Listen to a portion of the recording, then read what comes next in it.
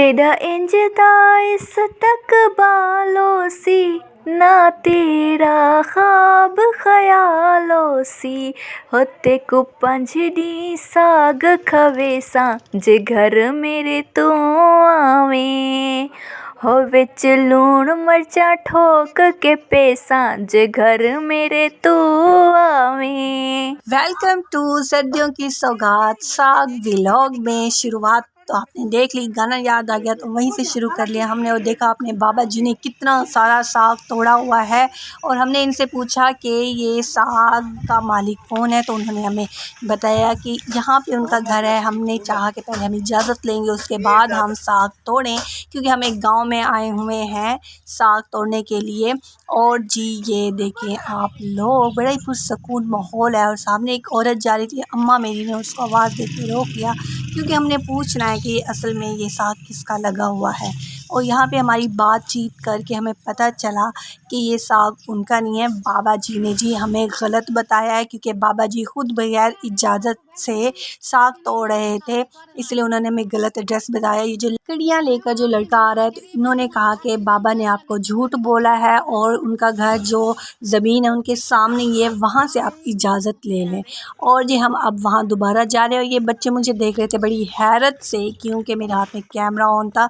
छोटे छोटे बच्चे सिंपल से तो है, गाँव है, सिंपल से लोग हैं तो वो हैरत से देख रहे हैं मुझे।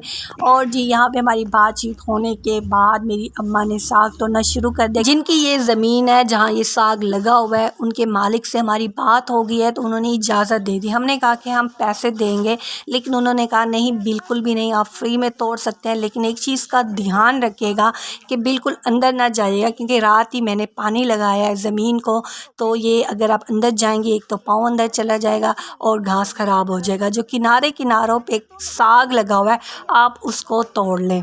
यहाँ पर एक गांव के लड़के हैं जिसने हमारी हेल्प की साग तुड़वाने में, हालांकि हम इनको नहीं जानते लेकिन बहुत ही काइंड लोग हैं यहाँ के और सिंपल लोग हैं।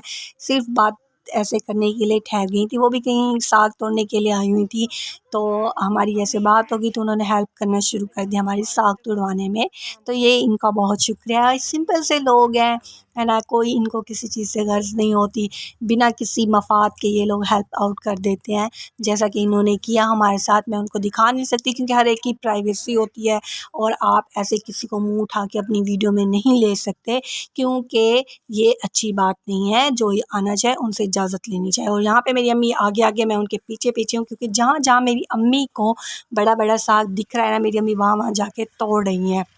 मैं बड़ा फोकस करने की कोशिश कर रही हूँ कि आखिर ये कौन सा पत्ता तोड़ा जा रहा है क्योंकि इतने ज़्यादा पत्ते हैं, ये कौन सा वाला साग होता है उसको तोड़ा जाता है, लेकिन मुझे कख भी समझ नहीं आई। मैं ऐसे ही छोटे बच्चों की तरह जो अपनी माओं के पीछे पीछे होते हैं ना, मैं वैसे ही अपनी अम्मी के पीछे पीछे हूँ। मेरी अम्मा काम किए जा रही हो, मैं पीछे पीछे उनके जा रही हूँ। ये देखिए कैसे तोड़ा जा रहा है साग को, बड़े मज़े का एक्सपीरियंस हो गया। बेशक मुझे साग तोड़ना नहीं आता लेकिन मुझे यहाँ के बड़ा अच्छा लगा है। और हम वैसे गाँव में आए क्यों है साग तोड़ने के लिए, ये तो बताना भूल गई मैं आपको, क्योंकि यहाँ साफ़ पानी का साग उगाया जाता है, ट्यूबवेल का पानी होता है वो लगाया जाता है इन साग को। जो भी ज़मीनें हैं इनकी तो वो साफ़ सुथरा खाने पीने के लायक होता है। अक्सर जो शहर वाली साइड पे हो जाते हैं वहाँ तो गंदा पानी लगाया जाता है और खाने के काबिल बिल्कुल नहीं होता। यहाँ पे बिल्कुल साफ़ सुथरा पानी होता है, बहुत केयर की जाती है यहाँ पे। और ये देखिए आप फुल इसलिए दिखा रही हूँ आपको कि फ्रेश साग होता है, साफ़ पानी का होता है। और ये बड़ा ही पुरसकून माहौल। और ये मेरे हाथ में शॉपर है जहाँ पे साग तोड़ तोड़ के शॉपर घर से लेकर आए थे ना हम लोग, तो उसमें डाल रहे हैं। और यहाँ मुझे लगता है कि ये पूरा नहीं आएगा, इसलिए ये जो बच्ची थी उसने अपना दुपट्टा दिया, उसको हम बिछाते हैं और इसमें सीधा सीधा साग रखते हैं। यार ये चीज़ भी बड़ी अच्छी लगी मुझे। वो जो लड़की हमारे साथ मदद कर रही थी ना, उनके साथ एक छोटी बच्ची भी थी, उसने दुपट्टा लिया हुआ था तो उन्होंने कहा कि ये दुपट्टा बिछा कर सीधा सीधा साग रखें। और ये छोटी सी बच्ची, इससे हम बात करते हैं। क्या ना है तेरा? गुस्से में हो? कावड़ लगी खड़ी है हैं?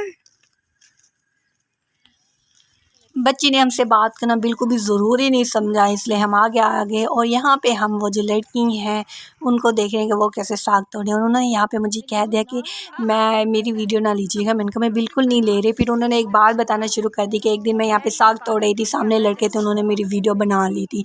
तो ये बहुत ही गलत बात है। आपको किसी की वीडियो भी ऐसे नहीं बनानी चाहिए जब तक वो बंदा खुद आपको इजाज़त ना दे। और लड़कों का तो बिल्कुल भी तुक नहीं बनता कि वो ऐसे ही किसी की वीडियो बना ले। शायद वो ख़ानदानी लड़का नहीं होगा जो इसने ऐसी घटिया सी हरकत की है। एनीवेज जी, हम अब आगे चलते हैं। ज़मीन के अंदर आ चुकी हूँ मैं और ये इतनी गीली ज़मीन है, मेरे शूज़ सारे मट्टी और गीले हो चुके हैं क्योंकि पानी लगा हुआ नरम है। जैसे पाँव लगती है वो अंदर दब जाता है। और ये देखिए मेरे पाँव, शूज़ का हाल, सारी मट्टी हो चुके हैं गीली मट्टी से। और ये मेरे हाथ में आ गई है एक साग की गठली। अब हम इसको लेके चलते हैं जहाँ पे हमारा दूसरा साग पड़ा हुआ है, वहाँ रखते हैं। काफ़ी साग तोड़ लिया गया है और अब मैं अपनी अम्मी को कह रही हूँ बस कर दें, काफ़ी हो गया है, घर चलें क्योंकि काफ़ी लेट हो गया है। सुबह हम लोग आए हैं और मुझे ऑफिस भी जाना है, काफ़ी टाइम हो गया है।